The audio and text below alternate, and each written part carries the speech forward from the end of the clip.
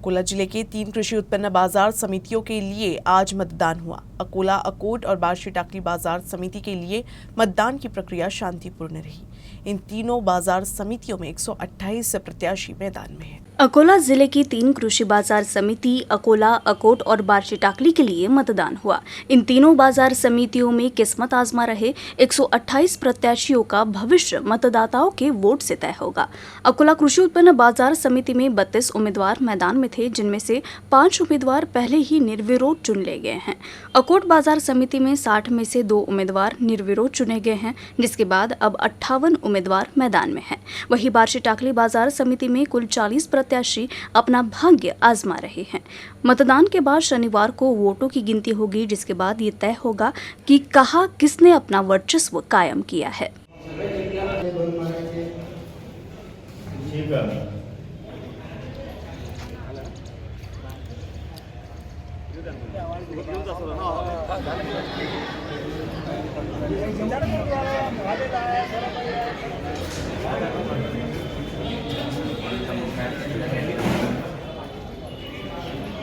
बुल्ढाना जिले में 10 कृषि उत्पन्न बाजार समितियों में से 5 बाजार समितियों के चुनाव के लिए मतदान शुरू हो गया है।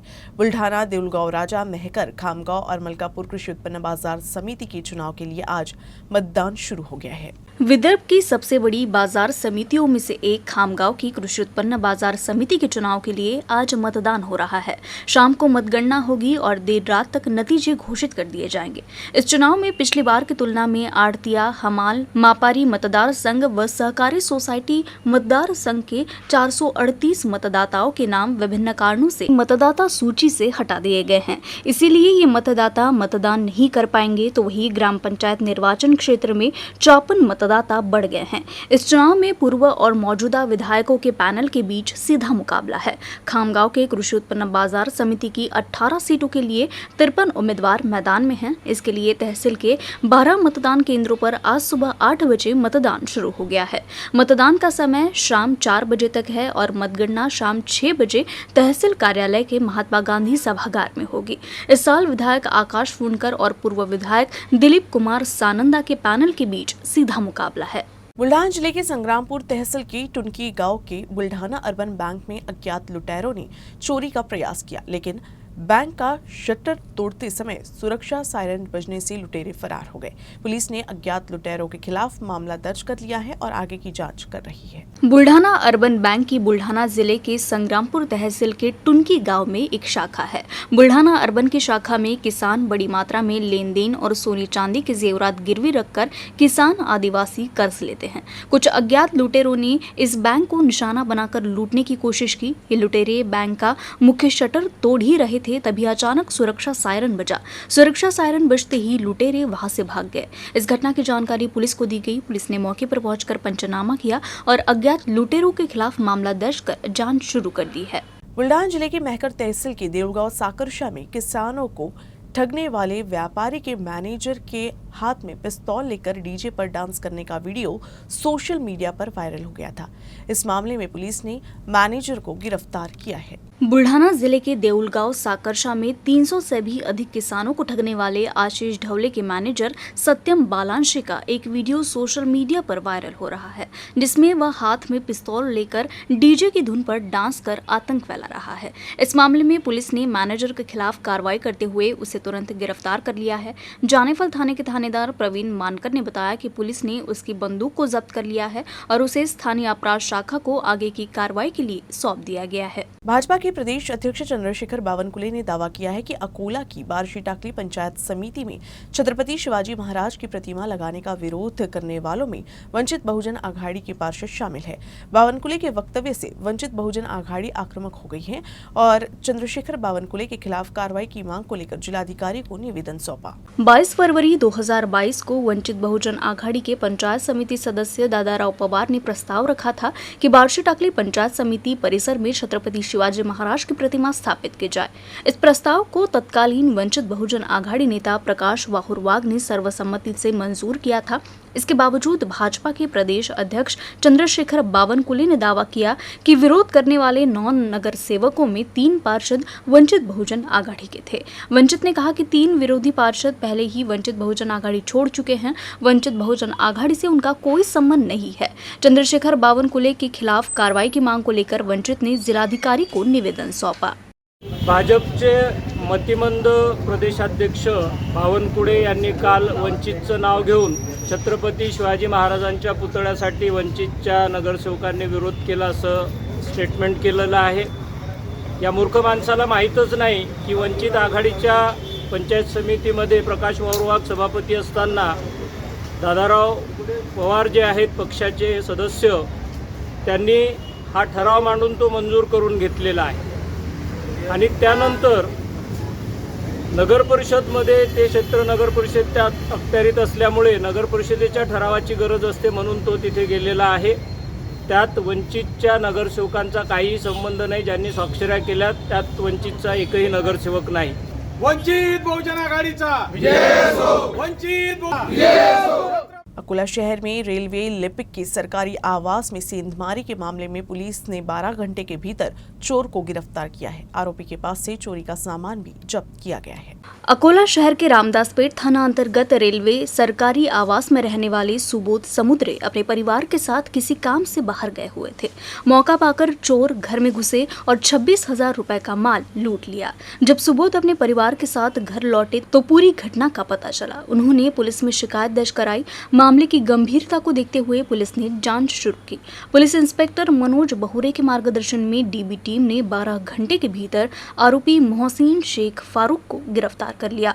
आरोपी के पास से चोरी का सामान बरामद किया गया।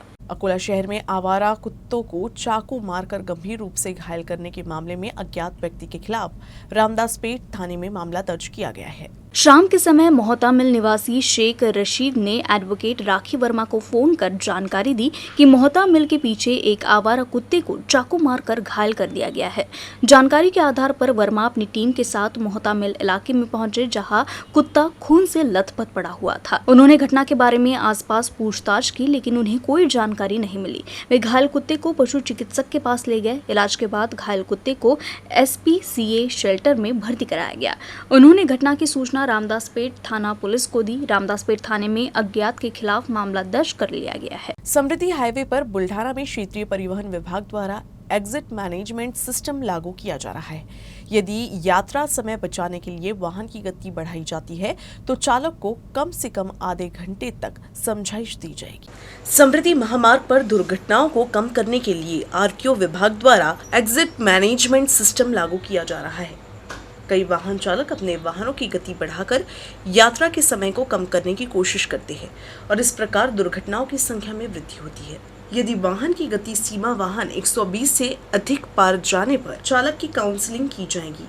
इसकी जानकारी बुल्ढाणा के उप क्षेत्रीय परिवहन पदाधिकारी प्रसाद गजारे ने दी है। एक्झिट मॅनेजमेंट सिस्टीम राबवण्यात आलेली आहे। याच्यामध्ये 4 इंटरचेंज जे आहेत, नागपूर, कारंजालाड, संभाजीनगर व शिर्डी या 4 ठिकाणी एक्झिट मॅनेजमेंट सिस्टीम राबवलेली आहे।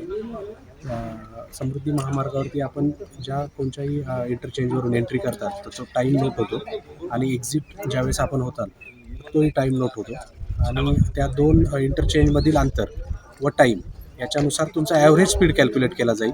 तो जर 120 पेक्षा कार करता 120 पेक्षा जास्त असेल तर अशा वाहनांना ब्लॅकलिस्टमध्ये टाकलं जाईल व त्या ठिकाणी असणारा बूम बॅरियर तो ओपन होणार नाही। त्याचबरोबर सायरन वाजेल व ते वाहन बाजूला घेतलं जाईल आणि परिवहन RTO विभागातर्फे त्याचं समुपदेशन केलं जाईल अर्धा तासाकरता। ही उपाययोजना आता सध्या चालू केलेली आहे। पुरानी पेंशन लागू करने की मांग को लेकर शिक्षक व शिक्षकेतर कर्मचारी 3 मई को मुंबई के आजाद मैदान में धरना देंगे। ये जानकारी पूर्व शिक्षक विधायक श्रीकांत देशपांडे ने बुल्ढाना में पत्र परिषद में दी। राज्य भर के 26,000 शिक्षक और गैर शिक्षक कर्मचारी 3 मई को मुंबई के आजाद मैदान में महाराष्ट्र राज्य पुरानी पेंशन समन्वय संघ की ओर से विरोध प्रदर्शन करेंगे, जिसमें मांग की जाएगी कि नवंबर से पहले नियुक्त सभी शिक्षकों और गैर शिक्षण कर्मचारियों को पुरानी पेंशन योजना लागू की जाए।